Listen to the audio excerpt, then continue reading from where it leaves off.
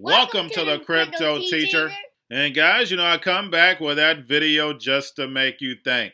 And guys, we have Biden laying out the New World Order agenda. And he was clearly reading off a script. We know all presidents have speechwriters. He stated that he already knew what Putin wanted to do. False flags, chemical warfare, cyber attacks, and that a New World Order is coming. It sounds like something I wrote a long time ago. And guys, it's very, very important to understand history. If you know history, you know where the future is going. There is nothing new under the sun. And I have been preparing you for this moment.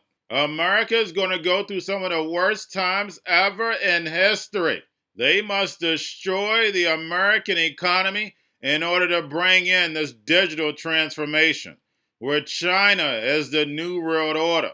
The digital yuan is going to be the new world reserve currency backed by that digital SDR. And crypto means hidden message, hidden meaning. And that's because these cryptos are for the robots, algorithms, and drones. And what did Jerome Powell say today? The voice was low. And I think they did that on purpose.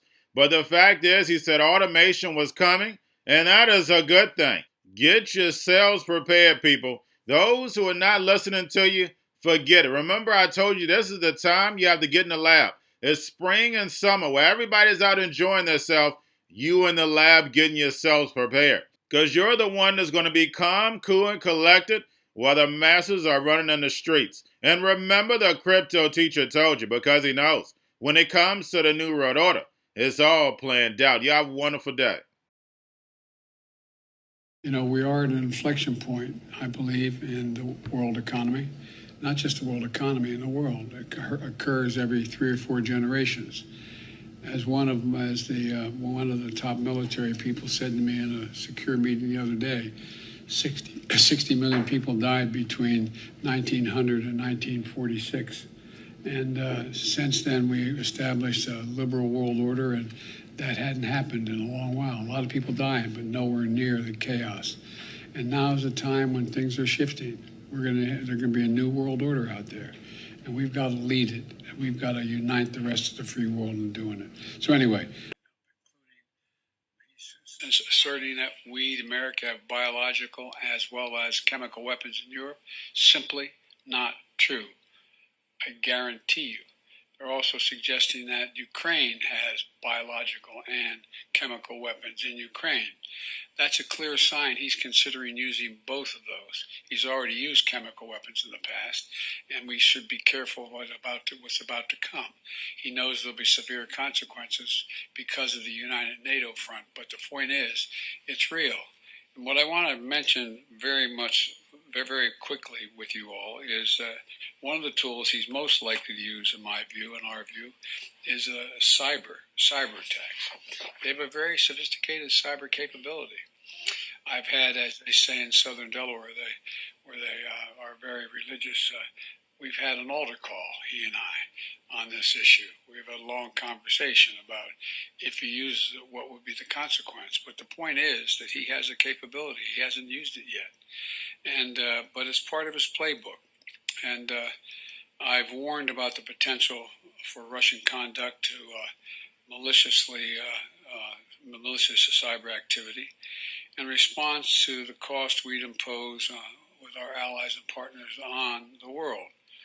But look, today my administration is issuing new warnings that based on evolving intelligence, Russia may be planning a cyber attack against us. As I said, the magnitude of Russia's cyber capacity is fairly consequential, and it's coming. The federal government is doing its part to get ready, but under U.S. law, as you all remember, the private sector, all of you, largely decides the protections that you will or will not take in order to protect your sources. But let me be absolutely clear about something. It's not just in your interest that are at stake with the potential use of cybersecurity. It is the national interest at stake.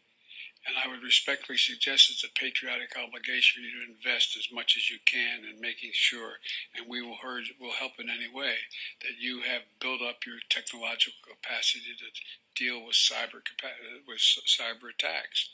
First, to protect your own companies. Second, that provides as providers of critical services that Americans rely on, from power to clean water. And finally, your role you can play in helping secure every American and every American's privacy. For example, banks can turn on cybersecurity by default for every customer, so America's financial data is safe.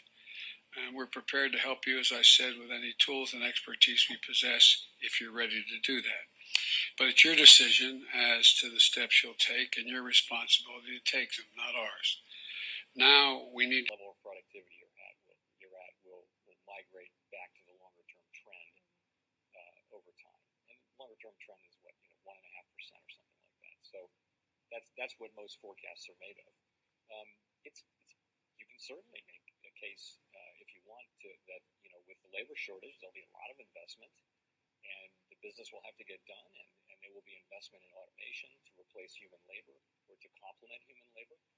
And all of that is a great story, and it may I do think that will happen in the service industries because that ultimately the service industries, the public-facing service industries, will go back to their full output, but probably with fewer people. So you may well have productivity there, which would be great, and that would make these these high wage increases that we're seeing more sustainable.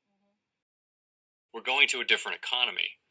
And we're going to be learning more about that as we go. But clearly, we're learning that things can be done from remote locations. We're learning that technology can replace people even more than we thought. We're not going back to the same economy. We're recovering, but to a different economy, and it'll be one that is more leveraged to technology. And I worry that is going to make it even more difficult than it was for many workers. In Silicon Valley, and my friends who work in technology know that what we did to the manufacturing workers, we are now going to do to the retail workers, the call center workers, the fast food workers, the truck drivers, and then even bookkeepers, accountants, insurance agents, lawyers, and on through the economy. So what happened to the manufacturing workers is a very clear sign. This effort. And China has big plans for this. They intend to seed their digital yuan into the global environment by giving it away to visitors at next winter's Olympics. When they arrive at the airport, they're going to get yuan digital wallets. They're going to receive digital yuan. They're going to use it throughout their visits to Beijing, and then they're going to take it back to their home countries. They see this as a huge advantage. Why? Because who controls the underlying protocols? Who controls the underlying standards of the future of money will control the future of money. The most powerful person in the world is the storyteller.